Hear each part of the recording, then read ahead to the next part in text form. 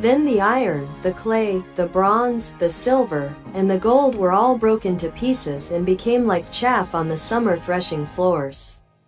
The wind swept them away, and no trace of them was found. But the rock that struck the image became a great mountain and filled the whole earth.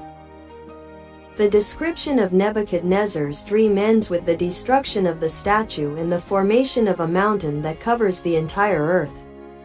The same will happen when the meaning of the dream is given.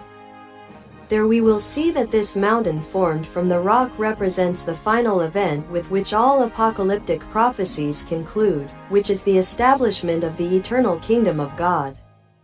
And that is another principle of prophetic interpretation that we must remember, that apocalyptic prophecies predict and explain the establishment of the kingdom of God. Apocalyptic prophecies are not given to predict the wars and political changes occurring in the world. They are only included so that God's people throughout the ages will know the prophetic times in which they are living. God's people did not always fully understand the meaning of the prophecies, but generation after generation they have understood the prophetic time in which they lived, and that ultimately the kingdom of God will be established.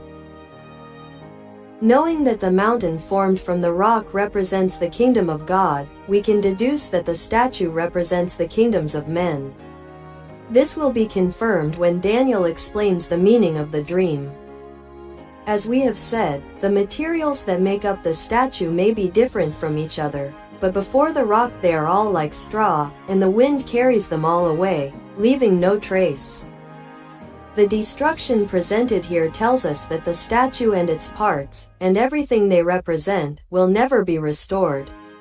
They will be destroyed and disappear forever. Only the kingdom of God will remain.